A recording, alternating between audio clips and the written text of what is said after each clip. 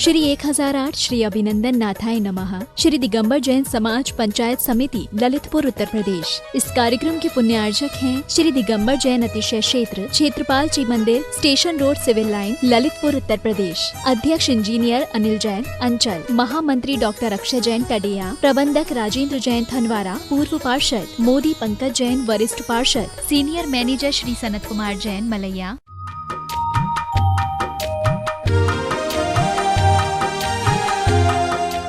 नमो अरिहन्ताणं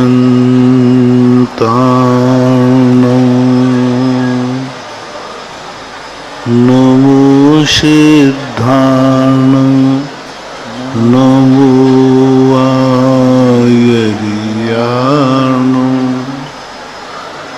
नमो वज्रायाणं नमो सर्वशाहूनम।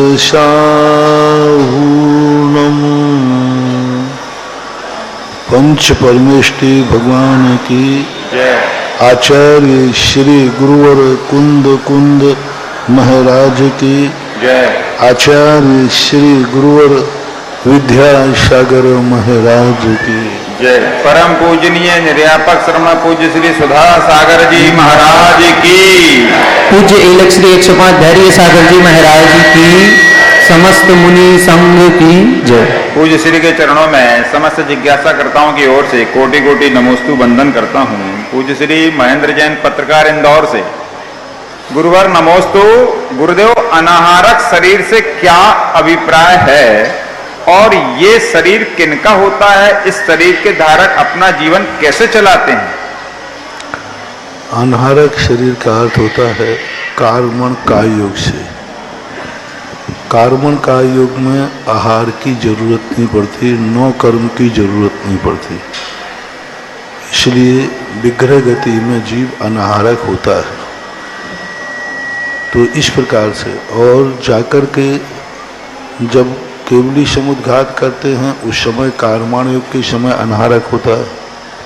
यूँ मानो सिद्ध परमेष्टि और जो विग्रह गति में जीव होता है वह अनाहारक होता है, कर्मण काय योग अनाहारक ही होता है।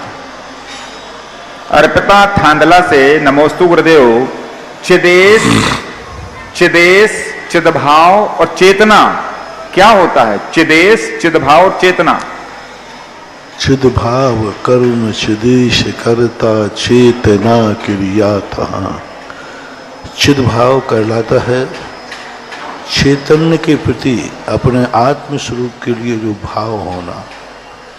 चिदेश कर्ता का कहलाता है उसमें डूब जाना।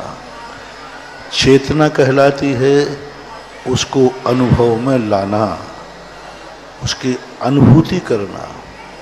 चिदेश यानी मालक, चित्त का ईश। चिदभाव कर्म, उसी छह डाला कारण पर चिदभाव कर्म। चिदभाव ही जिसका कर्म है, यानी आत्मा का जो परिणाम है स्वाभाविक, उस परिणाम को करना। चिदेश उसका अनुभव, मालिक होना चिदेश। ऐसे भावों के स्वामी को चिदेश कहा जाता है।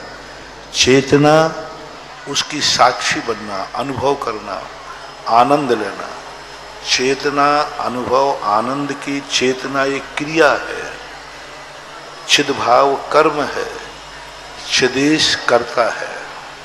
यूँ मान लो, चिदेश करता है, चिदभाव कर्म है, चेतना क्रिया है। किसी भी कार्य को किसको कर रहा है वो कर्म कहलाता है, कौन कर रहा है वो कर्ता कहलाता है। जो करने की क्रिया है, प्रोसेस, वह चेतना कहलाती है। तो चिदभाव कर्म चिदेश करता, देखो उसमें उसी में लिखा है उस पंक्ति में, चिदभाव कर्म यानी चिदभाव कर्म हुआ, चिदेश करता, चेतना क्रियातः। यानी पंडित जी ने ही उसी में अर्थ दे दिया।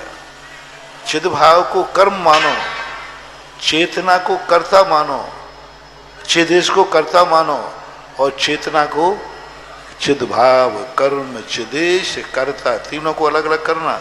चिद भाव कर्म एक, चिदेश कर्ता एक, चेतना क्रिया तहाँ, ये तीनों के तीनों जहाँ होते हैं उस शुद्ध उपयोग की दशा का वर्णन किया गया है।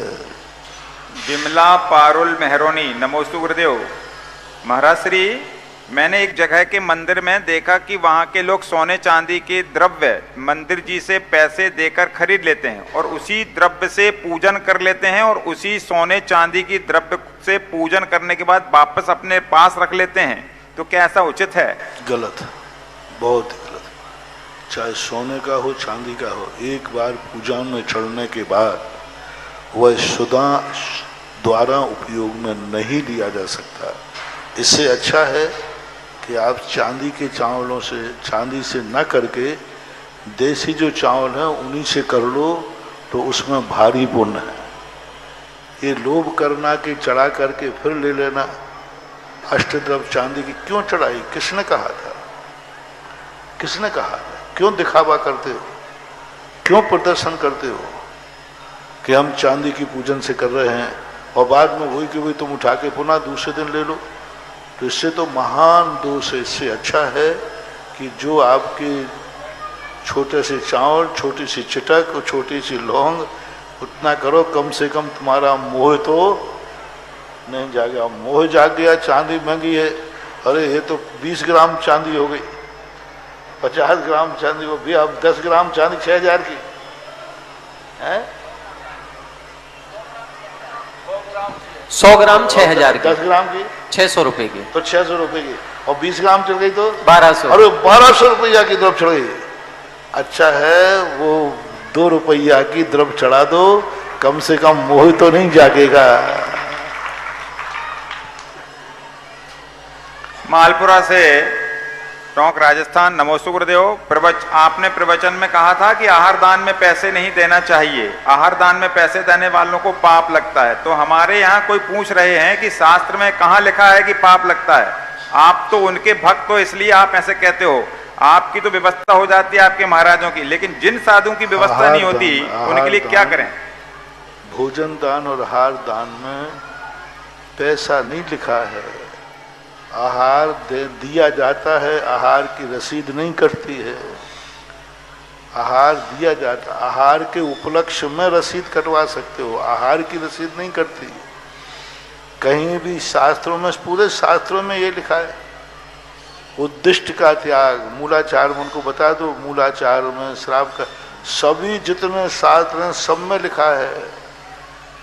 46 दोषों के अंतर्गत आता है। दूसरों से लेकर के चंदा इकट्ठा करके लेकर के आहार देना और उनकी आहार दान की रसीद, आहार दान के उपलक्ष्य में कोई दान देता है वो तो रसीद ठीक है। आहार दान की खुशी में हमने एक कमरा बोल दिया, आहार दान की खुशी में हमने इतने लाभ, वो तो ठीक है। आहार दान की रसीद कटना ये महान महान दोष है। दोषों में, शास्त्रों में सभी जगह लिखा है। किसी वस्तु के कोई यहाँ तक लिखा, दूसरे की वस्तु लेकर के और फिर दान देना, लेकर के दान देना, दूसरे की वस्तु लेकर दान देना, वो भी दोष लिखा है।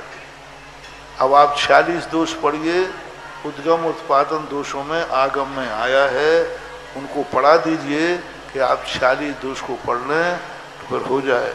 और मैं तो कहता हूँ कि साधुओं को क्यों तुम लोगों के पास तक कम हो गया कि चंदा इकट्ठा करना पड़े, क्यों करना पड़े? नहीं देना चाहिए, ठीक है। जो माने या ना माने, मैं अपने भक्तों से सदा कहता हूँ कि मेरा उपदेश हमारे भक्तों को है, तो हे भक्त लोगों, दूसरों को मत समझाओ, मेरी बात तुम समझ जाओ। उनको क्यों समझा रहे हो? जो कहते हैं कि तुम्हारे महाराज ने कहा, तो हाँ भैया हमारे महाराज ने कहा तो हम मानेंगे, तुम्हारे महाराज ने नहीं कहा तो तुम मत मानो। किसी को मनाओ मत बात को। तुम्हें दान नहीं देना, हमारे भक्तों से कहना है कि साधुओं के आहार के लिए दान नहीं देना। साधु को आहार देने के उपलक्ष्य में करोड़ों दान दे देना, लेकिन आहार मेरे दान, आहार साधु के आहार दान भक्तों ने, मैंने तो इसलिए बार बार कहता हूँ, मेरे जो निर्देश उपदेश हैं, जैसे आप लोग अपनी खुद की कमाई अपने बेटे को देते हो, मेरे प्रवचन भी मेरी कमाई है, मैं अपने भक्तों को ही देता हूँ। इसलिए उनको मत सुनाओ, उनको मत कहो, उनको जो करना है उनसे कहो भैया ठीक है, आप तो खूब यही दान देना, चौके लगाना बंद करो और आहार दान की रसीदें कटवाओ, आप भी खाओ और आपके महाराज भी खाएं। जय हो गुरुदेव की। हमारे भक्तों से कहना है कि नहीं, तुम खुद आहार दो, आहार की प्रेरणा दो, लेकिन आहार दान के उपलक्ष्य में रसीद मत कटाओ, आहार दान की और देना ही नहीं है, ये निश्चित मान के चलो। अब रही बात त्यागी वृत्तियों के, आप उन पिछीधारी की बात कह रहा हूँ। त्यागी वृत्तियों के, ब्रह्मचारियों के आश्रम में, इनमें देने में कोई बाधा नहीं है, क्योंकि वे गृहस्थ ही कहलाते हैं। पिछीधारी के लिए मात्र व्यवस्था है, इसलिए ऐसा करें। अंकित जैन नरसिंहपुर महाराज श्री के चरणों में नमोस्तु। महाराज जी, किसी महिला का गर्भ अपने आप गिर गया तो उसे कितने दिन का सूतक लगता है? अब वो जितने दिन का महीने का होता है उतने दिन का सूतक मान लिया जाता है। अभय जैन डबरा मध्य प्रदेश, गुरुदेव के चरणों में नमोस्तु। गुरुदेव, आज समाज की ज्वलंत समस्या की ओर ध्यान आकर्षित करना चाहता हूँ। समाज में सामाजिक, पारिवारिक, वैवाहिक विघटन होते हैं। संबंधों में तलाक की समस्या में लेन देन के विवादों को लेकर समाज अदालतों के चक्कर लगा रही है। गुरुदेव, मेरी जिज्ञासा ये है, क्या हम अपनी समाज में कोई ऐसी संस्था बनाकर समाज के मीडिएशन कर, मध्यस्थता कर, न्याय कर, संतुष्ट कर अदालतों से मुक्त करा सकते हैं? क्या ऐसा है? करने का प्रयास किया था जबलपुर में, लेकिन आपकी समाज उन वकीलों के सलाह न लेकर उन्हीं वकील को अदालत में जाने का शौक है। मैंने समाज की एक अदालत बनाई थी, जबलपुर में वकीलों का बनाया था कि वकील लोग, और वो वकील मंदिरों में बैठते थे, 1 घंटे 2 घंटे तक बैठते थे। प्रतिदिन उनका नियम था कि 2 घंटे मंदिर में बैठेंगे, जितने समाज के केस हैं वो लाइए। वे समझाते थे कानून से तुम्हें क्या मिला था, लेकिन समाज वालों ने उसको एक्सेप्ट नहीं किया। समाज वालों ने जाकर अदालतों में गए, वो बेचारे वकील बैठे बैठे घर वापस चले गए। इसलिए अब आप तो जो है सो है, महावीर की जय जय। तुम लोग सीधे साधे नहीं हो। हाँ, तुम निर्णय कर लीजिए, आपकी समाज की मीटिंग कर लें कि हमारा कोई भी केस है हम जैन अदालत में ले जाएंगे, तो मैं जैन वकील और जैन अदालत को जहां कहो वहां खोलने को तैयार हूं। जहां कहो, जहां वकील होंगे, हम जैन वकील और जैन अदालत। आप जैनी लोग बैठकर निर्णय करें कि जैनियों का केस इसी जैन अदालत में जाएगा और जैन अदालत का जो फैसला होगा हम सब मानेंगे। क्या साहब आप लिख के दे दीजिए, हम यहीं खोल दूंगा। आप ललितपुर की जैन समाज लिख के दे दे, यहीं क्षेत्रपाल में एक मंदिर हमें कम करना पड़े तो करूंगा, पहले जैन अदालत खोलूंगा, चाहे वो हमारे कमरे में खुले, मैं बरामदे में खोल दूंगा जैन अदालत, जैन वकालतनामा। बस आप फैसला करो कि जैनियों का कोई भी केस इसी जैन अदालत में आएगा और इनका फैसला शर्मान होगा, हम कहीं बाहर नहीं जाएंगे, तब तो बात बने। बाकी सलाह देना, जिन्होंने प्रश्न किया है कहो यही अदालत में चले जाए जहाँ थोड़ी बहुत गड़बड़ हो तो। सलाह राय चंद, हुक्म चंद और ज्ञान चंद, हाँ, सलाहें तो सब अच्छी होती हैं, लेकिन उसको फॉलो करना बहुत कठिन होता है। ऑनलाइन जिज्ञासाओं के पश्चात जिनवाणी चैनल, सुधा कलश चैनल और आदिनाथ चैनल के समक्ष विराजित सभी गुरु भक्तों की ओर से और साक्षात यहाँ पर गुरु चरणों में विराजित सभी मुनि भक्तों की ओर से पूज्य मुनि श्री के चरणों में बारंबार नमोस्तु नमोस्तु नमोस्तु। पूज्य इलक श्री के चरणों में बारंबार इक्षामी इक्षामी इक्षामी। जिज्ञासा समाधान के इस कार्यक्रम में प्रथम जिज्ञासा रखेंगे श्रवण संस्कृति संस्थान सांगानेर के अंतर्गत संचालित आहारजी क्षेत्र के जो गुरुकुल चल रहा है उसके प्राचार्य श्रीमान अभिषेक जी शास्त्री यहाँ पर आए हुए हैं। वहां के जितने भी विद्यार्थी हैं उन विद्यार्थियों को संस्कार शिविर में भर्ती कराने के लिए यहाँ पर आए हैं, वो प्रथम जिज्ञासा करेंगे और इसके बाद तैयार रहेंगी ब्रह्मचारिणी मीना दीदी जी। श्री दिगंबर जैन श्रमण संस्कृति संस्थान सांगानेर रजत जयंती महागौरव वर्ष जयवंत हो जयवंत हो जयवंत हो। महाराज श्री, हमारी दो जिज्ञासाएं हैं। प्रथम तो ये कि आपके शिविर में हम लोगों को सौभाग्य लेने का ये महान अवसर प्राप्त हुआ जबलपुर चातुर्मास के अंतर्गत। तब से लेकर निरंतर मन में भावना आती है कि कब पूज्य मुनिश्री के श्रावक संस्कार शिविर में बैठने का सौभाग्य मिले, परंतु सांगानेर संस्थान से जुड़े रहने के कारण हम लोगों को प्रभावना करने के लिए अलग अलग जगह जाना पड़ता है। तो इसको हम क्या समझें, अपना शिविर नहीं मिलना दुर्भाग्य है या समाज में जाना सौभाग्य है? देखो, शिविर प्रारंभ में ही शोभा देता है। जिंदगी भर व्यक्ति पढ़ता ही रहे तो दुर्भाग्य है। पढ़ाई का समय पढ़ाई होती है। आपको अब इतना पढ़ा दिया गया है 5 साल में कि आपको अब शिविर में भर्ती होना दुर्भाग्य है और प्रवचन करने जाना सौभाग्य है। हाँ, जिंदगी भर पढ़ा नहीं जाता है।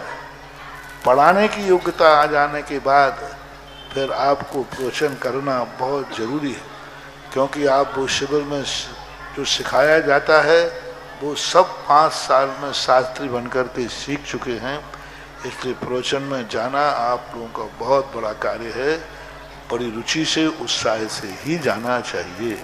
दूसरी जिज्ञासा हमारा श्री है कि समाज में कई जगह जाते हैं तो ऐसे विसंवाद होते हैं, उन विसंवादों में हम कैसे अपने आप को सही रूप से रख सकें ताकि विवाद ना हो और आराम से। विसंवाद जहाँ जाते हैं वहाँ की जो परंपरा है, आमना है, उस पर किसी प्रकार का हस्तक्षेप न करें, उसके विरोध में न बोलें, क्योंकि जो परंपराएं चलती आ रही हैं उन परंपराओं में ठीक है, यदि हमारी रुचि नहीं है तो हम उसमें शामिल नहीं होना चाहिए।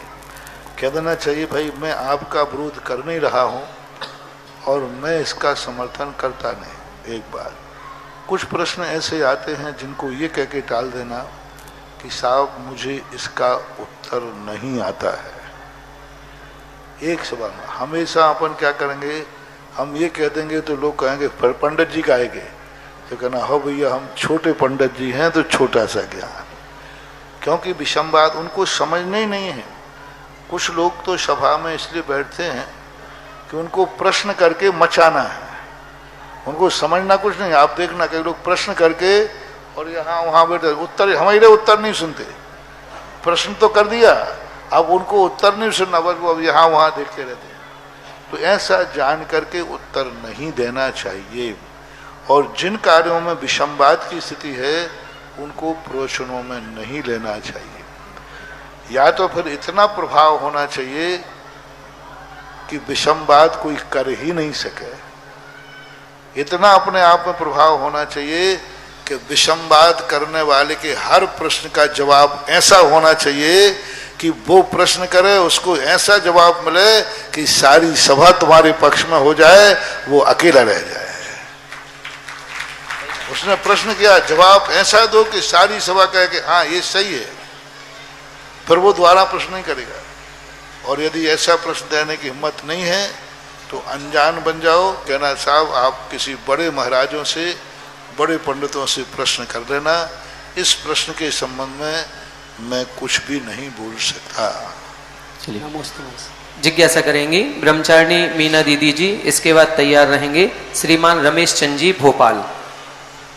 मेरे परम आराध्य परम श्रद्धेय निर्यापक श्रवण मुनि श्री सुधा सागर जी के चरणों में कोटिशा नमोस्तु नमोस्तु नमोस्तु। हे गुरुवर, मेरी जिज्ञासा है कि यह जो लोकोक्ति है कि एक के साधे सब सधे, सब साधे सब जाएं, इस लोकोक्ति की मोक्ष मार्ग में और सांसारिक मार्ग में क्या व्याख्या की गई है? देखो, ये युक्तियां हैं, सिद्धांत नहीं।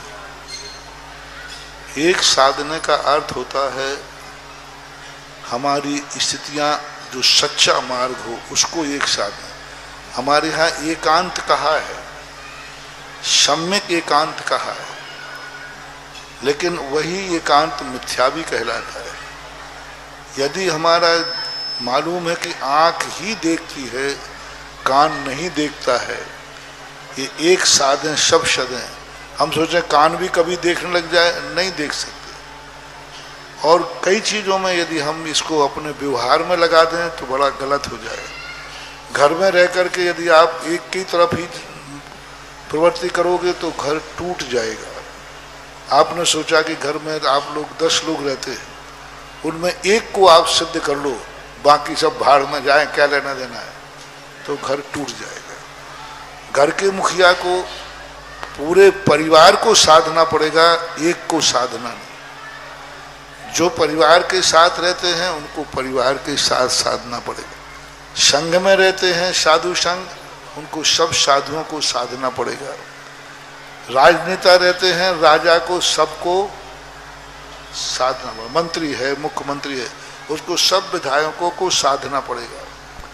तो ये अनेकांत दृष्टि है। मोक्ष मार्ग में सम्यक दर्शन ज्ञान चारित्र के संबंध में यह है, यही मोक्ष मार्ग है, अन्य मोक्ष मार्ग नहीं है।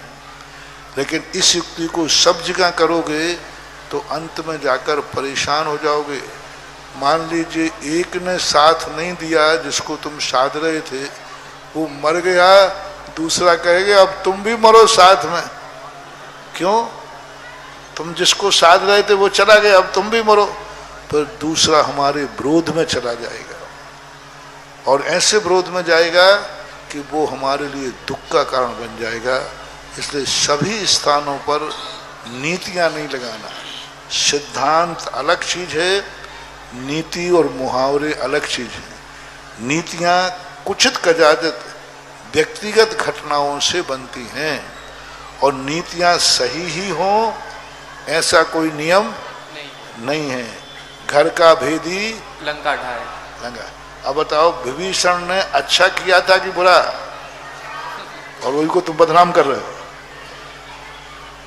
अब उसने अच्छा किया, तो कभी कभी नीतियां अच्छे लोगों पर भी बड़ी गंदी लग जाती है। विभीषण ने अच्छा किया, लेकिन आज उसको कोई उड़ेदा, अरे घर का भेदी लंका ढाए, तो कितना गलत हो गया। तो इन नीतियों को कभी सिद्धांत नहीं बनाना। यदि सिद्धांत बनाएंगे तो अंत में बहुत धोखे में पड़ जाएंगे, सब साथ देना बंद कर देंगे, व्यक्ति अकेला पड़ जाएगा। अगली जिज्ञासा करेंगे श्रीमान रमेश चंद जी भोपाल, और इसके बाद तैयार रहेंगी श्रीमती पिंकी जैन ब्यावर।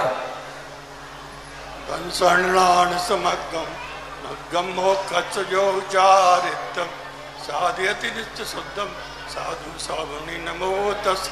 नमोस्तु महाराज, नमस्तु। व्यवहार मोक्ष मार्ग और व्यवहार सम्यक दर्शन में क्या अंतर है? व्यवहार मोक्ष मार्ग और व्यवहार सम्यक दर्शन में क्या अंतर है? व्यवहार मोक्ष मार्ग में रत्नत्रय आ जाता है, सम्यक दर्शन में सम्यक दर्शन। व्यवहार सम्यक दर्शन दो प्रकार का होता है। एक चरणान योग के अनुसार सम्यक दर्शन होता है, जो मिथ्या दृष्टि भी धारण कर लेता है। एक सम्यक दर्शन वो होता है जो प्रवृत्ति परक होता है। चौथे, पांचवें, छठे गुण स्थान में व्यवहार सम्यक दर्शन होता है। शुद्ध उपयोग के समय निश्चय सम्यक दर्शन होता है, वीतराग सम्यक दर्शन होता है। यूँ मानो व्यवहार सम्यक दर्शन चौथे गुण स्थान से लेकर के छठे गुण स्थान तक होता है, और निश्चय सम्यक दर्शन सप्तम से लेकर के पूरे 14वें गुण स्थान तक निश्चय सम्यक दर्शन होता है। ये मानना चाहिए। आप ग्रस्तों का व्यवहार सम्यक दर्शन ही होता है, ऐसा निर्णय करना चाहिए। अगली जिज्ञासा करें श्रीमती पिंकी जैन ब्यावर, और तैयार रहेंगे श्रीमान एडवोकेट मुकेश जी ब्यावर। गुरुदेव के चरणों में बारंबार नमोस्तु। गुरुजी, मेरी जिज्ञासा है कि कुछ लोग कहते हैं भाव शुद्ध हो तो मुक्ति मिल जाती है। मंदिर हो, चौका हो, या कोई भी कलश करने का स्थान हो भगवान का, वहाँ पर वो अशुद्ध कपड़े पहनकर अशुद्धि में हाथ दे देते हैं। और कहते हैं कि आचार्य भी ऐसा बोल देते हैं कि भाव शुद्ध हो तो मुक्ति हो जाएगी, कोई जरूरी नहीं है द्रव्य शुद्ध होना। इनका कहना यह है कि यदि भाव शुद्ध है तो भाव शुद्ध से मुक्ति मिल जाएगी, द्रव्य शुद्धि की आवश्यकता नहीं है। नहीं, द्रव्य शुद्धि के बिना भाव शुद्धि होती ही नहीं है। भाव शुद्धि के बिना द्रव्य शुद्धि हो सकती है, द्रव्य शुद्धि के बिना भाव शुद्धि होती ही नहीं है। अब जिसे आप अशुद्धि कह रहे हो वो अशुद्धि नहीं है। द्रव्य शुद्धि का अर्थ है कि किसी ने हमारे ऊपर गंदगी डाल दी तो मुनिराज का शरीर अशुद्ध हो गया, नहीं, ध्यान में बैठे। द्रव्य शुद्धि का अर्थ होता है कि हमारे मन वचन काय तीनों की अशुद्ध प्रवृत्ति करना। अशुहादो बुणवृत्ति शुहे पवित्ति जान चारित्रम, मन वचन काय से अशुभ में ले जाना ही अशुद्धि है और अशुभ से बचा लेना ही द्रव्य शुद्धि है। और भाव शुद्धि का अर्थ होता है लक्ष्य। मन वचन काय की शुद्धि ये भाव शुद्धि में नहीं आता, ये द्रव्य शुद्धि में आता है। भाव शुद्धि कहलाता है यह क्रिया तुम किस लिए कर रहे हो, मोक्ष के लिए कर रहे हो तो भाव शुद्धि है, अन्यथा भाव शुद्धि नहीं। इसलिए मन वचन काय को शुद्ध करना ये भाव शुद्धि नहीं, द्रव्य शुद्धि है। नमोस्तु गुरुदेव। जिज्ञासा करेंगे श्रीमान एडवोकेट मुकेश जी ब्यावर, इसके बाद तैयार रहें श्रीमती राखी नितिन जैन। महाराज जी के चरणों में बारंबार नमोस्तु नमोस्तु नमोस्तु। महाराज जी, ये जो जिज्ञासा है किसी वृद्धि प्रतिमा श्रावक के परिवार से आई है, वो नहीं पूछ सकते हैं, तुमने मुझसे पूछवाई है कि यदि कोई वृद्धि प्रतिमाधारी व्यक्ति है और वो यदि अपने किसी आवश्यक में चूक करता है तो उसके घर वाले या अन्य लोग उसको उस चूक की याद दिला सकते हैं क्या? इसमें कोई दोष तो नहीं लगेगा सर? व्यंग करके ना दिलाए, उसको अपमानित न करें, उसे कहें अरे भाई देखो सामायिक का समय हो रहा है, आप कैसे बेटी हो सामायिक का समय हो रहा, बैठ नहीं रहे। तो आप लोगों की टोन भी तो ऐसे मजेदार होती है। हाँ, किसी त्यागी वृत्ति का कोई थोड़ी सी दोष दिखबर जाए पर आपके व्यंग है, देखो भैया त्यागी वृत्ति है, सामायिक का समय हो गया और देखो अभी ये क्या कर रहे हैं, ऐसे नहीं कहा जाता। उनके तरीका दूसरा है, उदाहरण अरे भाई अभी सामायिक का समय हो रहा है, ये हो रहा है। तो उनके कहने का तरीका एक अलग होता है। एक सभ्यता से आदर से कहो तो बात ठीक है, और जैसे तुम लोगों की भाषा है वो भाषा तो अब वो नहीं कर रहा है सामायिक, तो उसकी सामायिक छूट जाए तो छूट जाए, लेकिन तुम लोगों की जो टोन है उस टोन में नहीं कहो तो ही अच्छा है। जिज्ञासा करें श्रीमती राखी नितिन जैन, और इसके बाद तैयार रहेंगे भाई श्री राज जी। हमारे बीच में परम सम्माननीय डॉक्टर नरेंद्र जी शेंगर साहब, प्राचार्य मेडिकल कॉलेज झांसी, गुर्दा रोग विशेषज्ञ हमारे बीच में हैं। आए और गुरु चरणों में श्रीफल अर्पित कर आशीर्वाद लें। देवगढ़ के लिए एक नाम आया है, श्री अंतिम जैन, अनु जैन, अनोरा वाले परिवार, श्री सुरेश जैन, हेमलता जैन, संगी संजय सम्यक, दर्शन सैदपुर वाले परिवार। एक देवगढ़ में संरक्षक के रूप में हुकुमचंद जी की, मोदी जी की पुण्य स्मृति में प्रमोद कुमार जैन एडवोकेट, श्रीमती अनीता मोदी, अनूप मोदी, स्वाति मोदी, डॉक्टर अनुज मोदी, श्रीमती रूबी मोदी, इंजीनियर आशीष, समस्त मोदी परिवार कल्याणपुरा वाले देवगढ़ के लिए आजीवन सदस्यता हेतु आज आहार के उपलक्ष्य में श्रीमान सुरेश चंद जी, सुधीर कुमार, सौरभ कुमार, संकेत कुमार, अनुभव अक्षय जैन, बरधुआ वाले परिवार ललितपुर, देवोदय तीर्थ क्षेत्र हेतु संरक्षक सदस्य बनने की एवं ईश्वरवारा गौशाला के लिए 11 श्रीफल की राशि घोषणा की है। श्रीमती सुलेखा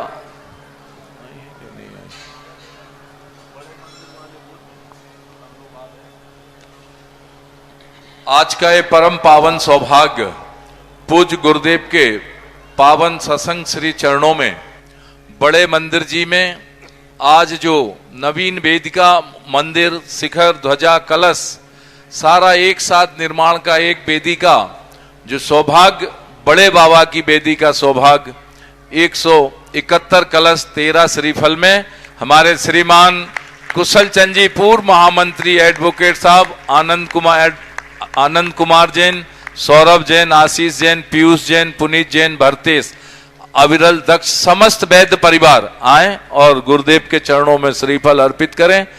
दूसरी, नीचे जो 5 वेदियां हैं उनमें दूसरी वेदी को 101 कलश की राशि से श्रेष्ठी श्रीमान बड़ा मंदिर जी के प्रबंधक श्रीमान पूरन चंद जी, प्रमोद कुमार जी, अनिल कुमार जी, श्रीमती चंदा सिंघई, पुत्र अकलंक, अंकिता, अनुराग, मोनिका, अनिमेश, अनुश्रुत, आशी जैन, समस्त प्रेस वाले परिवार और ये 5 कलश की राशि मुहूर्त के रूप में आज यहाँ भेंट भी कर रहे हैं।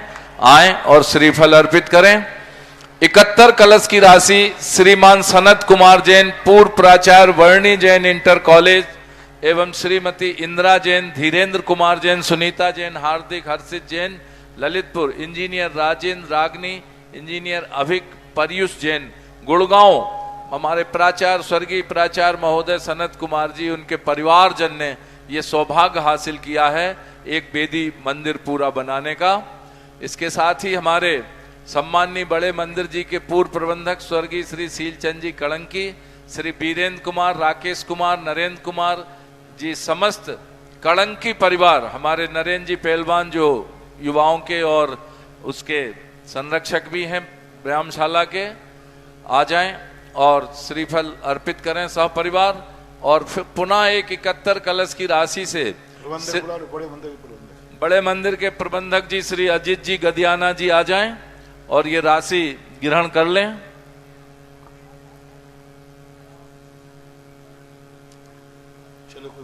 और हमारे क्षेत्रपाल मंदिर के प्रबंधक जी ले लें, श्रीफल अर्पित करते आप निकलते आइए। वो जो आरतियां रखी हैं वो भी डिस्टर्ब ना हो, थोड़ा सा ध्यान रखिएगा। श्रीमान शीलचंद जी कड़ंकी जो हो गया। और 71 कलश की राशि से श्रीमान केवल चंद जी, निर्मल कुमार जी, राजेश कुमार जी, इंजीनियर परख, शिखर चंद, राजेंद्र कुमार, समस्त मिठिया परिवार आ जाएं और आप भी श्रीफल अर्पित करें। कृपया जिज्ञासा करें। श्रीमती राखी नितिन जैन और तैयार रहेंगे श्री राज जी। नमोस्तु गुरुवर। गुरुवर मेरा प्रश्न नमोस्तु गुरुवर। गुरुवर मेरा प्रश्न आपके प्रवचन से है। आपने परसों कहा था कि कभी संसार के दुखों से घबराकर धर्म में नहीं आना चाहिए। महाराज श्री जब संसार में रहकर पता चले संसार सार है तब क्या करना चाहिए, कृपया मार्गदर्शन करिए। नमोस्तु महाराज श्री। संसार क्या करना चाहिए? फिर से एक बार बोले, माइक थोड़ा सा पास करके बोले। नमोस्तु महाराज श्री। महाराज श्री आपने परसों कहा था प्रवचन में कभी संसार के दुखों से घबराकर धर्म नहीं करना चाहिए। कब संसार में रहकर पता चले कि संसार सार है तब क्या करना चाहिए? संसार के दुखों का अर्थ है दुखी होकर के धर्म करोगे। किसी ने सुख का लोभ दे दिया तो धर्म छोड़ दोगे। सांसारिक जो दुख हैं, गरीबी है, किसी परेशानी है, उनको देख करके, बल्कि सांसारिक सुखों को घबरा करके व्यक्ति दीक्षा लेता है, मार्ग करता है तो बात बनती है। दुख का अर्थ होता है संसार की परेशानियां, संसार के स्वरूप को नहीं। संसार के स्वरूप को देख करके तो दीक्षा ली ही जाती, धर्म किया जाता है। लेकिन संसारिक दुख को लेकर के हमने उदाहरण भी दिया था कि चलो अब यहाँ संसार में नहीं बन रहा है तो चलो अपन कुछ ऐसा करें। तो वहाँ इस प्रकार की थी जो मजबूरी में करने वाले धर्म को कहा गया। चलिए जिज्ञासा करेंगे भाई श्री राज जी। इसके बाद तैयार रहें श्रीमती रचना जी सागर।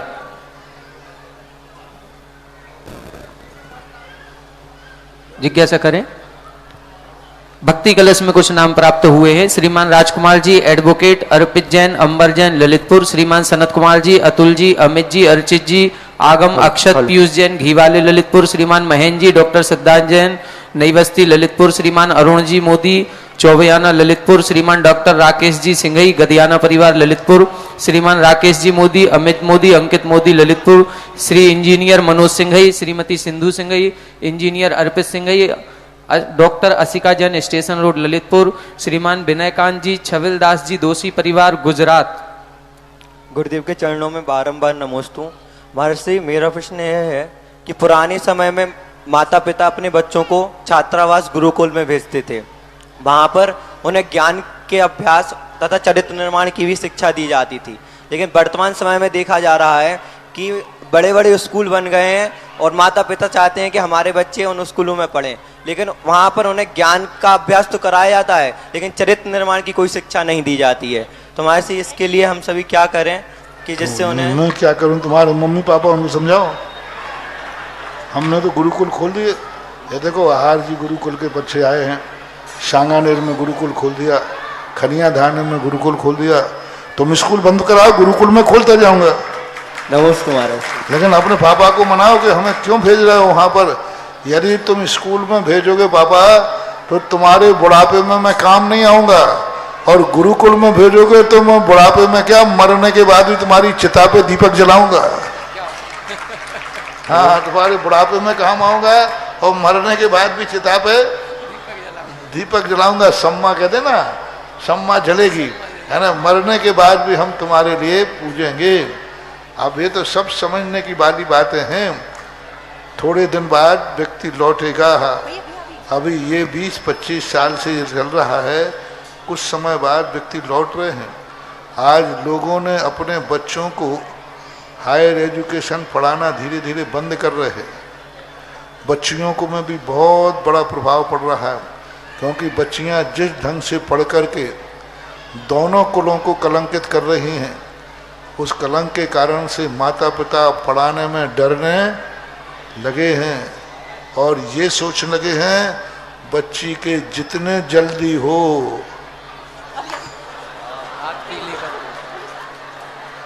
हाँ, हो रहा है, शुरू आ रहा है। पहले यही नियम था। पहले जो छोटी उम्र में शादी होने का कारण एक ही था कि जितने जल्दी नियम कर दो जिससे वह अपने आप वो जाने, उनका घर जाने।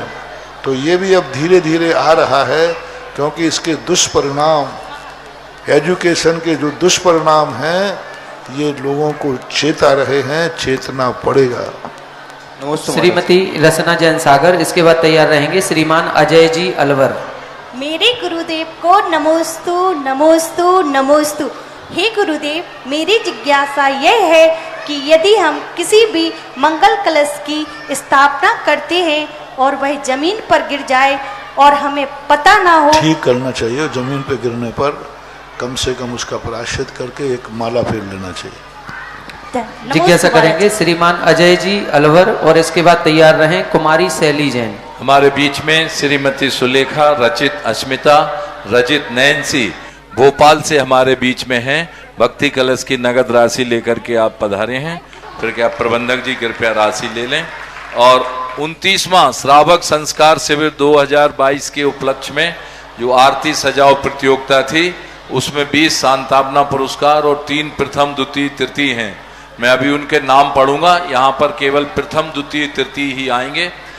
बड़े बाबा आदिनाथ मंदिर, बड़े मंदिर जी में जो और 20 वेदियां हैं, उनमें 21 कलश की राशि से हमारे पास जो नाम आए हैं, सम्माननीय स्वर्गीय श्री अशोक सिमरैया, ममता सिमरैया के सुपुत्र अमित कुमार जैन सिमरैया, मनीषा जैन, आगम जैन यूपी, 5 कलश 21 श्रीफल इन्होंने नगद जमा किए हैं।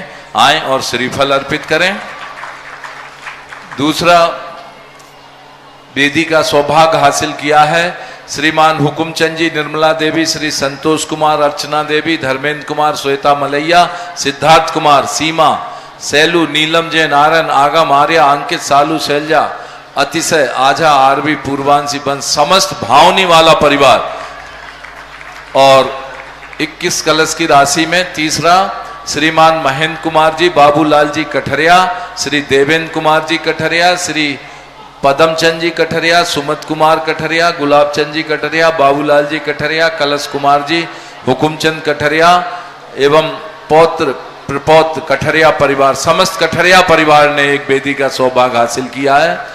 श्रीमती चंदाबाई, अतुल कुमार, आशीष, आयुष, अपूर्व, आगम, समस्त हमारे घी वाले परिवार ने भी 21 कलश की राशि से एक वेदी का पुण्यार्जन किया है। श्रीमान प्रेमचंद जी, पूर्व प्रबंधक, बड़ा मंदिर, ज्ञानचंद, राजेंद्र कुमार, सोमचंद, पुत्रगण, शांत कुमार, प्रशांत कुमार, अजय कुमार, मनोज कुमार, नीलेश, सचिन जैन, धर्मेंद्र जैन एवं समस्त हमारे सम्माननीय रस्सी वाला परिवार, इन्होंने भी एक वेदी का पुण्यार्जन किया है। और श्री संजय कुमार सराफ, नमन सराफ, विजय कुमार, प्रसन्न कुमार राजकुमार, सुरेश चंद, प्रकाश चंद, अभय कुमार, आनंद कुमार, कमलेश सराफ, राजेश सराफ, सोनू रस्सी वाले, समस्त हमारे सराफ परिवार द्वारा भी एक वेदी का पुण्यार्जन हासिल किया है 21 कलश की राशि से। और एक और श्रीमती सुशीला बाई, पुत्र अरुण कुमार, अनिल कुमार, अजय कुमार, आनंद कुमार, हमारे सम्माननीय समस्त साइकिल वाले परिवार द्वारा भी एक वेदी का पुण्यार्जन हासिल किया है। और इनकी एक दुकान भी थी बड़े मंदिर में, शहर से इन्होंने कहा है कि मंदिर निर्माण में जब भी इसकी जरूरत है हमारी तरफ से खाली है और गुरुदेव के चरणों में समर्पित कर दी है। आए और श्रीफल अर्पित करें। जिज्ञासा करेंगे श्रीमान अजय जी अलवर, इसके बाद तैयार रहे कुमारी शैली जैन। गुरुदेव के चरणों में सत नमन। गुरुदेव, मैं पंचवर्षीय पाठ्यक्रम में इस समय परीक्षा दूंगा। मेरी दो जिज्ञासाएं हैं, एक तो सर्वार्थ सिद्धि जो आचार्य पूज्यपाद स्वामी जी द्वारा रचित है, और एक आलाप पद्धति जो देवसेन आचार्य द्वारा रचित है। आप जिज्ञासा कीजिए। महाराज जी, उसमें लिखा है ज्ञान दर्शन लाभ भोगो भोग वीर्याणी चे में बताया तीर्थंकर भगवान के गर्भ में आने से 6 माह पूर्व रत्न वृष्टि होती है, देवों द्वारा उत्सव मनाया जाता है। जन्म तप केवल ज्ञान निर्वाण के समय ऐसा ही करते हैं तथा केवल ज्ञान होने पर समोशरण आदि की रचना, कुसुम वृष्टि आदि ये मुख्य ये अभेदान आदि देवों की भक्ति और धर्मानुराग के कार्य हैं। शरीर नामकर्म और तीर्थंकर नामकर्म की अपेक्षा रखने वाले छायिक दान आदि के नहीं है, फिर भी उपचार से इनका कार्य रहा है। ऐसा नहीं मानने पर 3 दोष आते हैं। पहला दोष है निर्वाण कल्याण के समय शरीर नामकर्म और तीर्थंकर नामकर्म प्रगति नहीं रहता, इसलिए वह नहीं बनता। दूसरा, गर्भ में आने से पहले रत्न वृष्टि आदि भी उन्हें अकारण ही मानना पड़ेगा। तीसरा, गर्भ जन्म तप के समय तो छायिक दान आदि पाए जाते हैं और ना ही तीर्थंकर प्रकृति का उदय रहता है, उन्हें अकारण ही मानना पड़ेगा। ठीक है, आपका प्रश्न बराबर है। महाराज जी, दूसरा प्रश्न हो रहा है। पहले एक ही प्रश्न इतना बड़ा कर दिया तुमने। महाराज जी, मैं इसीलिए एक दिन पहले आया हूँ क्योंकि मेरा आप उत्तर तो सुने, आप प्रश्न करने के बाद शांत रहें थोड़ा। ठीक है महाराज जी। सुने, गौर से सुनना जरूर। जितना गौर से हमने तुम्हारा प्रश्न सुना है। जी महाराज जी। पहली बात है कि जो तीर्थंकर प्रकृति के शरीर नाम कर्म के उदय का अभाव हो गया तो उससे कोई फर्क नहीं पड़ता। उनके बाद अभी 7 वेदनी कर्म का उदय है, शेष 85 कर्मों का उदय है। उन कर्मों के उदय के कारण से इस प्रकार की परिणति बनती है, शरीर की स्थिति इसलिए बन जाती है। शरीर नाम कर्म का उदय के अभाव हो जाने से शरीर खत्म नहीं हो जाता है। आहारक दुख का पुतला जब निकलता है उस समय औदारिक शरीर नाम कर्म का उदय नहीं रहता, फिर भी शरीर स्थित होकर के बना रहता है। तीर्थंकर प्रकृति का उदय 13वें गुण स्थान में होता है। तीर्थंकर प्रकृति के कारण से पंच कल्याणक नहीं होते हैं। गर्भ कल्याणक, जन्म कल्याणक के समय जो रत्न वृष्टि होती है, तीर्थंकर प्रकृति के साथ में जो 7 वेदनी का कर्म होता है और उस प्रकार की 7 वेदनी कर्म का बंध तीर्थंकर प्रकृति के बंध के ही साथ होता है। ज्ञान सागर महाराज ने प्रवचन सार की 4 चूलिका में बहुत अच्छी तरह समझाया कि जो 6 महीने पहले से रत्न वृष्टि हुई वो तीर्थंकर प्रकृति के कारण नहीं हुई। तीर्थंकर प्रकृति के बंध के समय जो 7 आदि पुण्य प्रकृतियों का बंध हुआ था उन कर्मों से बंध हुआ। कोई कहे कि तीर्थंकर प्रकृति के बिना भी रत्न वृष्टि हो सकती है, नहीं हो सकती, क्योंकि उस प्रकार की 7 तीर्थंकर प्रकृति के बंध के साथ ही होती है। तो 13वें गुण स्थान के पहले जो 3 कल्याणक बनाए गए, रत्न वृष्टि आदि हुई, वो तीर्थंकर प्रकृति के साथ में जो 7 आदि प्रकृति बंध, उच्चकोट आदि प्रकृति बंध, वज्रसम नाराज आदि 10 अतिशय, ये सब के सब पुण्य प्रकृति के कारण हुए। अब पुण्य प्रकृति, ऐसी पुण्य प्रकृति जो है वो तीर्थंकर प्रकृति के साथ ही बनती है, उसका अध्वान है, ऐसा मानना चाहिए। महाराज जी, आलाप पद्धति में आचार्य देवसेन महाराज जी ने नए चक्र का वर्णन किया है। उन्होंने ये बताया है कि जब कोई मनुष्य हाथ में धनुष बाण लिए मृग की खोज करता है, भटकता रहता है जंगलों में, तो वह व्यवहार में से नारकीय कहलाता है। जब मृगों पर आघात करता है वह रजुसूत्र नय से नारकीय, और जब वो हिरण का प्राण विमुक्त कर देता है तो वह व्यवहार में से नारकीय होता है। हाँ, समझ गए। तो महाराज जी, मेरा प्रश्न रामचंद्र जी के विषय में है। भगवान श्री राम वन वन में भटके हिरणों के पीछे, और उन्होंने अंत में उस हिरण का अंत भी कर दिया। तो महाराज जी, रामचंद्र जी के प्रति मेरी शंका है। और दूसरा, आलाप पद्धति महाराज जी, अब ये हमारे ऊपर से जाती है, जब हम पढ़ते हैं तो हमारे ऊपर से जाती है, हमारे समझ में ही नहीं बैठता क्या है ये आलाप पद्धति। तो इसको कैसे सरल करके प्रश्न महाराज जी हम याद करें? सुने, आलाप पद्धति में क्या है, शब्द कठिन है। आलाप पद्धति में जो लिखा है वो अपन प्रतिदिन कर रहे हैं, प्रतिदिन हो रहा है, लेकिन अब वो शब्द ऐसे उपचरित असद भूत व्यवहार न। अब लोग कहते तो मेरा नाम बाप नहीं, नाम नहीं सुना, कहाँ से आ गए? हाँ, सुनो मैं बता रहा हूँ। तो वो शब्दों की कठिनता है, व्यवहार की नहीं। लेकिन फिर भी कम से कम आलाप पद्धति पढ़ने से इतना लाभ तो हुआ कि आलाप पद्धति कठिन है, ये तो हुआ ना। पहले तो तुम्हें यही पता नहीं था कि आलाप पद्धति है भी कि नहीं है।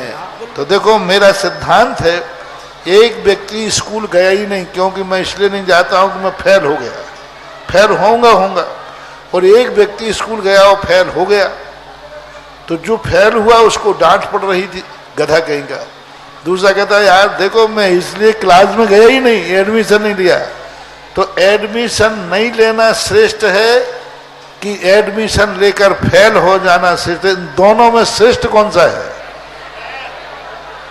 कम से कम फेल होने वाला 10 नंबर तो लाया, उसको ग्रंथ का नाम पता चला, टीचर का नाम पता चला, ये पता चला कि आलाप पद्धति क्या चीज है।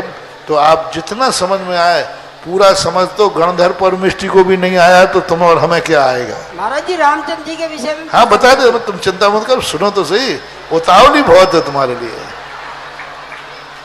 पहले इसको समझें कि जो ग्रंथ है उसको कठिन इसलिए लगता है कि हम जितना समझें उतना समझने का प्रयास करें। रही बात, आपको ये ज्ञान होना चाहिए, गति नाम कर्म का बंध निरंतर बनता रहता है।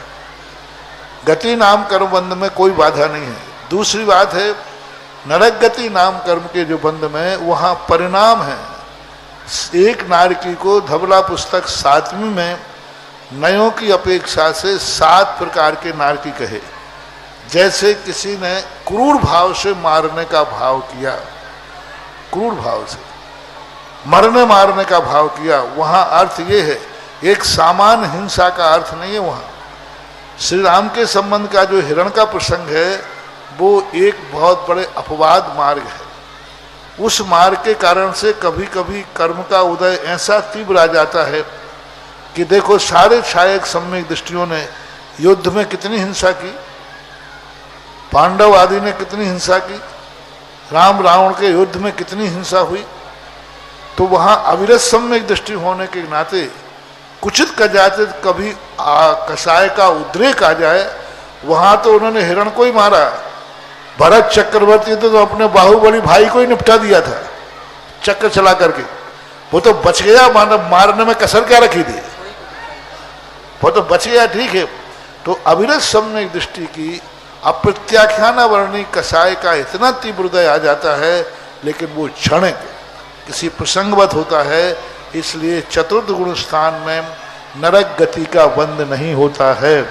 नरक आयु नरक गति का बंध नियम से मिथ्यात गुण स्थान में ही होता है। इसलिए वहाँ उनका जो परिणाम था वो प्रासंगिक था, कसाय के उद्रेक में क्षणिक था, और तुरंत उसने बाद में उसका पश्चाताप किया, ऐसा मानना चाहिए। जिज्ञासा करेंगी कुमारी शैली जैन, इसके बाद तैयार रहेंगे श्रीमान अशोक जी गुड्डू चांदमारी। देवगढ़ सदस्य में श्री अरविंद जैन, संदीप जैन, मनीष सम्यक मोदी जाखलोन परिवार द्वारा भी सदस्यता ग्रहण कर प्रथम किस्त जमा करा रहे हैं। और हमारे बीच में जो ये आप आरती देख रहे हैं, इस आरती में शांतामना पुरस्कार 20 के नाम पढ़ रहा हूँ। नीली श्राविका ब्रह्मंड मंडल और आदर्श बालिका मंडल प्रियंका राहुल जैन, चंद्र प्रभु नया मंदिर, श्री विद्या सुधा बालिका मंडल श्वेता जैन, जैन मिलन चंद्र प्रभु, विद्या पूजा मंडल नंदा सुनंदा संभाग, शुभ्रा मोदी नमन ज्वेलर्स, चंदप प्रभु डोणा घाट, नंदा सुनंदा अटा मंदिर, प्राची प्रियंत निशा जैन नया मंदिर, शांतिनाथ पाठशाला। काय के नाम है ये आरती हैं। तो अब लाइव में क्यों अपन से बात पढ़ लेते। ठीक, अब 2 नाम और रह गए महाराज जी। जिनवाणी संरक्षण दीपा आर्या बड़ा मंदिर, आकृति जैन। ये सांतावना पुरस्कार के 17 नाम हमने 20 नाम आपके बोले हैं। अब 3 जो प्रथम द्वितीय तृतीय हैं वो सीधे बाद में संपर्क कर लेंगे, लाइव के बाद उनको ये दे दिया जाएगा पुरस्कार। प्रथम पुरस्कार में जो अंशु जी महावीर टेंट हाउस परिवार, पूरे परिवार द्वारा ये प्रथम सोपान हासिल किया है। दूसरा विद्या पुनीत संघ मंडल क्षेत्रपाल मंदिर द्वारा ये दूसरा सौभाग्य हासिल किया है। और तृतीय पुरस्कार पृथ्वा स्थली परिवार को ये सौभाग्य हासिल है। सभी अपने पुरस्कार शिविर पुण्यार्जक या शिविर आयोजक जो हमारे जो ये आरतियों की सजावट की गई है, ये श्रावक संस्कार शिविर में पधार रहे हमारे जितने भी शिविरार्थी हैं जो संपूर्ण भारत से हमारे ललितपुर नगर में पधारेंगे, वो इन्हीं आरतियों से अपने गुरुवर की आरती करेंगे यहाँ। तो सभी महानुभावों से निवेदन है कि जिन्होंने अभी तक रजिस्ट्रेशन नहीं कराया है या रिजर्वेशन नहीं कराया है या अभी आने का मन उनका ऐसा हो रहा है कि जाएं कि नहीं जाएं किसी प्रतिकूलता के कारण से, वो शीघ्रता से अपना रिजर्वेशन कराएं। हमारे यहाँ जो पुण्यार्जक परिवार हैं, पंचायत समिति है, संपूर्ण तैयारियां कर ली हैं आपके आतिथ्य की, आपके आवभगत की। और यहाँ तक कि जितने भी हमारे श्रावक श्रेष्ठी यहाँ के ललितपुर के परिवार हैं, उन्होंने भी इतनी सुंदर सुंदर आरती केवल आपके लिए बनाई है कि हमारे जो शिवरार्थी यहाँ पर आएंगे उनके आराध्य, उनके इष्ट गुरुवर जो हैं, उनकी आरती आप लोग इन शुभ शुभ आरतियों से, सुंदर सुंदर आरतियों से करेंगे। तो सभी पुण्यार्जक परिवार की ओर से और पंचायत समिति की ओर से सभी शिवरार्थियों से निवेदन है, शीघ्राति शीघ्र आप कल शाम तक हमारे ललितपुर नगर में आए। हम सभी आपके आतिथ्य और आवभगत के लिए तैयार हैं, समर्पित हैं। महाराज श्री के चरणों में नमोस्तु नमोस्तु नमोस्तु। महाराज श्री, मेरी जिज्ञासा यह है कि सूतक हो गई हो और 7 दिन भी हो गए हो तो शिविर में बैठ सकते हैं।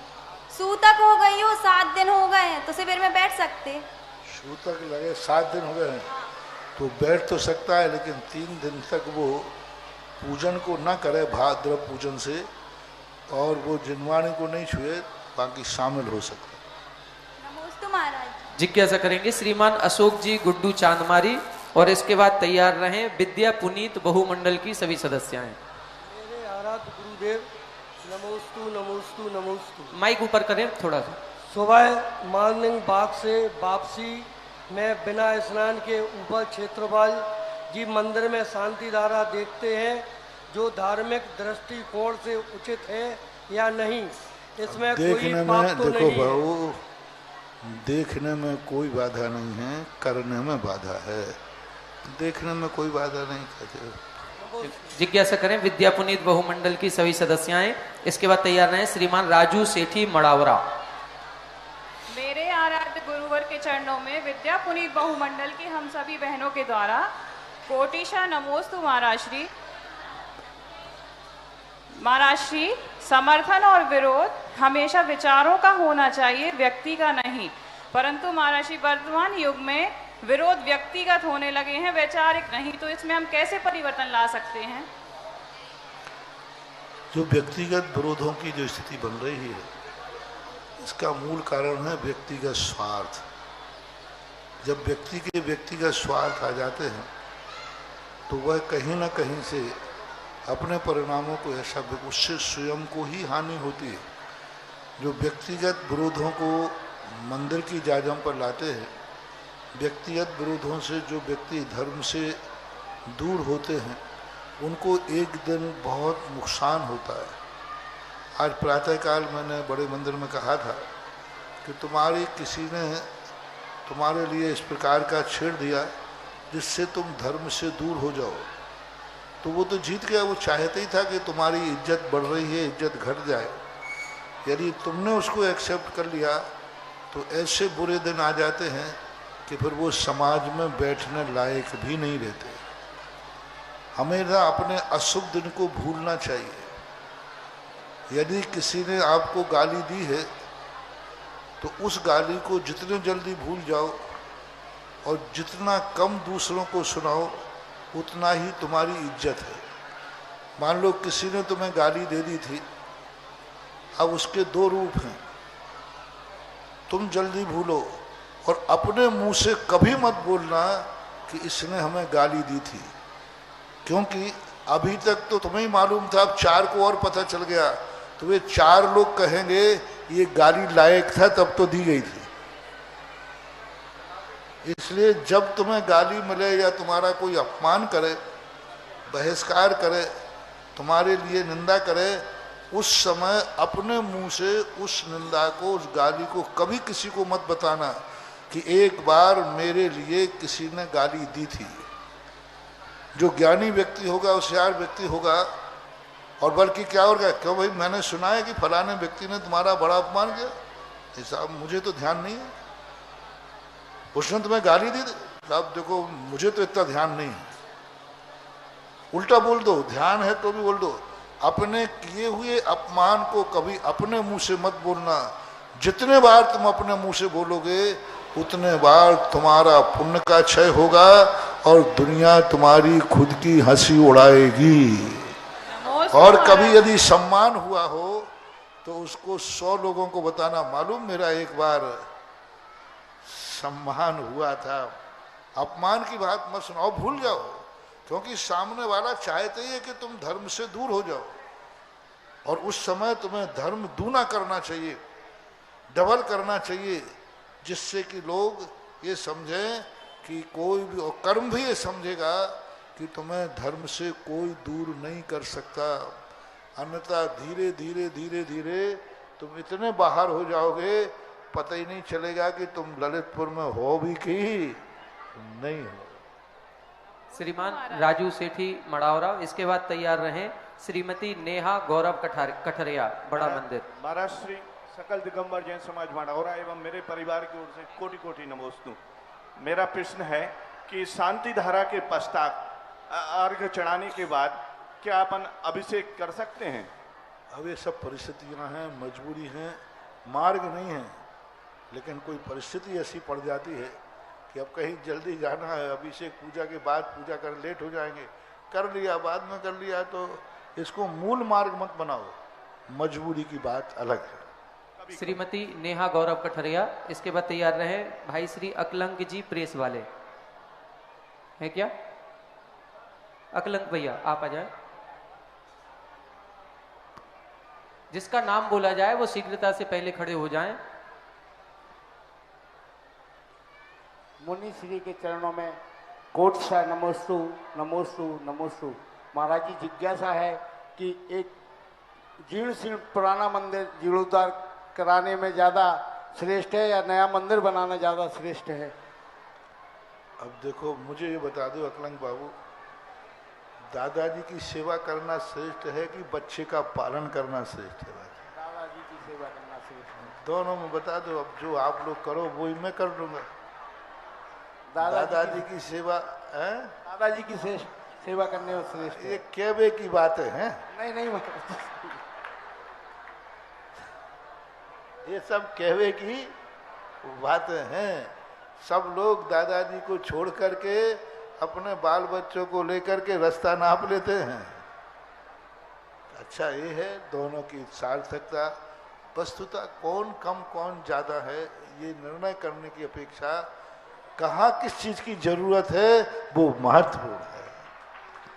कहीं पुराना मंदिर का जीर्णोद्धार करना भी महत्वपूर्ण है और कहीं नए मंदिर का निर्माण करना भी उपयुक्तता देखी जाती है, उपयुक्तता देखना चाहिए। नमोस्तु महाराज। जिज्ञासा करेंगी वृत्ति श्राविका उर्मिला वेन अहमदाबाद।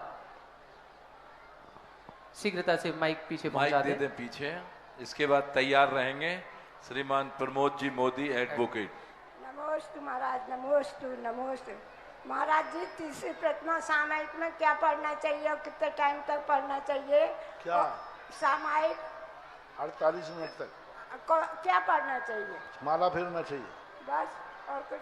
48 मिनट तक माला फेरना चाहिए। उसके बाद फिर जो पढ़ना है सामायिक पाठ 6 ढाला जो पढ़ना है पढ़ो। महाराज जी गिरनार जी से कर दी यात्रा को जाते हैं तो हमारी छूट जाती है सामायिक वगैरह प्रतिक्रमण, तो फिर हमको क्या करना चाहिए? तीर्थ यात्रा पे जाते तो सामायिक छूट जाती है। उस समय कम से कम मौन लेकर के माला फेर लेना चाहिए। उसका प्रायश्चित जब तीर्थ यात्रा खत्म हो जाए तो डबल सामायिक कर लेना चाहिए। चलिए अगली जिज्ञासा श्रीमान प्रमोद जी एडवोकेट। उसके बाद तैयार रहेंगे महेंद्र जी चुनगी। मेरे परिवार का सादर नमस्ते। महाराज जी हमारी शंका ये है कि हमारे ऐसे कौन से अशुभ कर्म का उदय है कि हमारे कल्याणपुरा मंदिर का निर्माण नहीं हो पा रहा, जबकि हर प्रकार से सरसब्य हैं हम। कोई अशुभ कर्म का उदय नहीं है, मन की फितूरी है। जिस दिन चाहो उस दिन हो जाएगा।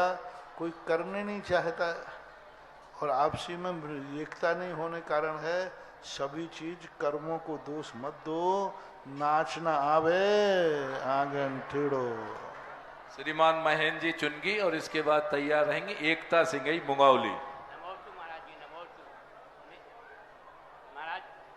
करें जिज्ञासा करें। महाराज जी पर्यूषण पर्व में कभी प्राय लोग जो है एक स्थान के बाद विधान करने जाते हैं तो पहले अभिषेक करते हैं, तो क्या विधान के पहले एक आसन के बाद अभिषेक करना कर सकते? कोई बात नहीं।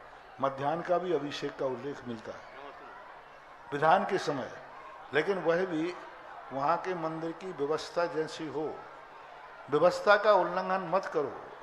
यदि व्यवस्थाएं नहीं है तो नहीं करना चाहिए।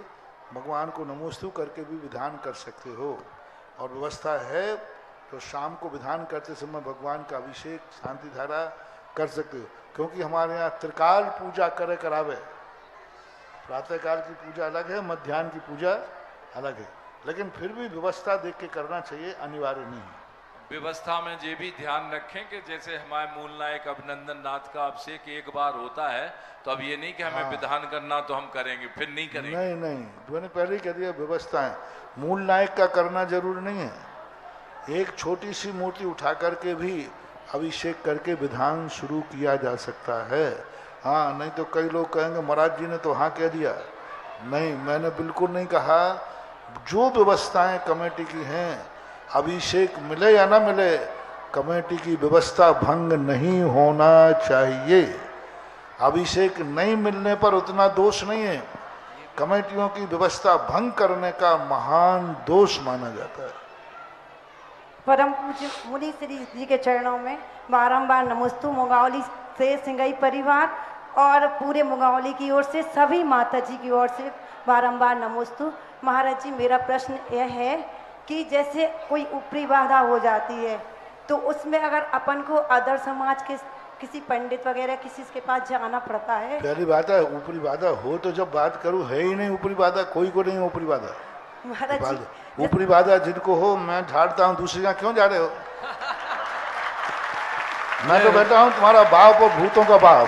जय हो जय हो। नहीं महाराज जी कभी कभी हो जाता है। अरे मैं कह रहा हूँ, मैं तो बैठा हूँ भूतनाथ, उसकी जांच मशीन है मेरे पास। मैंने अच्छे अच्छे भूतों गांव के भूत उतार दिए। महाराज जी जैसे दिनाई वगैरह दे दी। हाँ, कुछ नहीं, मैं कह रहा हूँ अच्छे से कुछ जिनको भूत लगे हो, ऊपरी बाधा हो, मेरे पास एक जांच मशीन है, लेटेस्ट है, बहुत लेटेस्ट नया निर्माण है हमारे। और कुछ नहीं है, एक छोटा सा कमरा होता है, उसको मैं अंदर कर देता हूँ और बाहर से ताला लगा देता हूँ। जिस दिन वो बिना ताला खोले बाहर आ जाए तो ऊपरी बाधा है, नहीं तो फिर वो वहीं से ऊपर जाए। नमस्ते महाराज जी। अंतिम जिज्ञासा के रूप में श्रीमती चित्रा जैन काकाबस सर्विस है क्या? श्रीमती चित्रा जैन काकाबस। श्रीमान आजाद जी रसिया ललितपुर।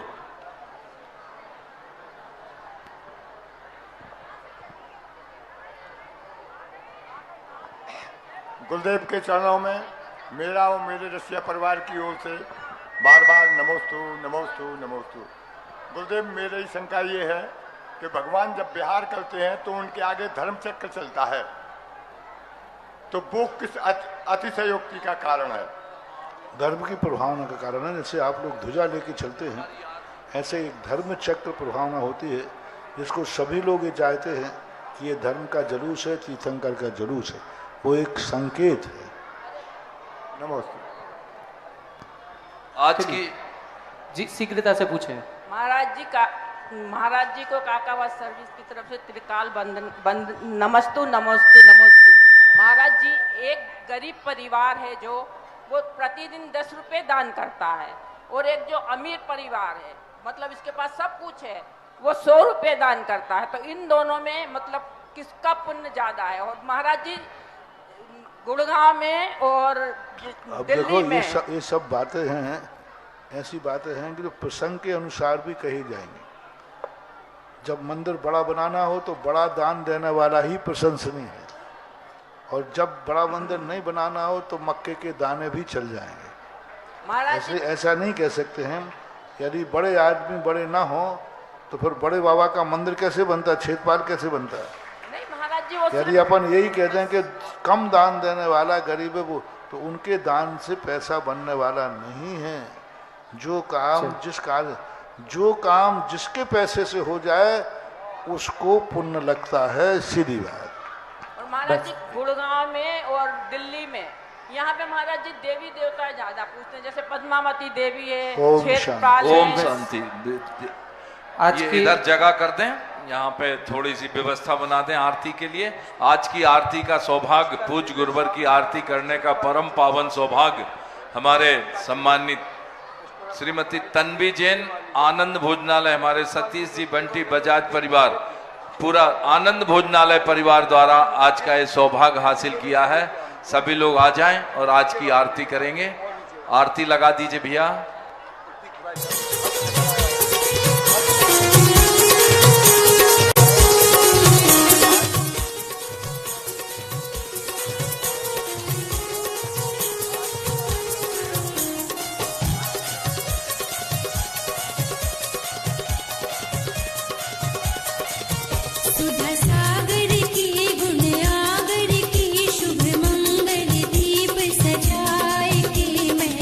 आज उतारूं आरती।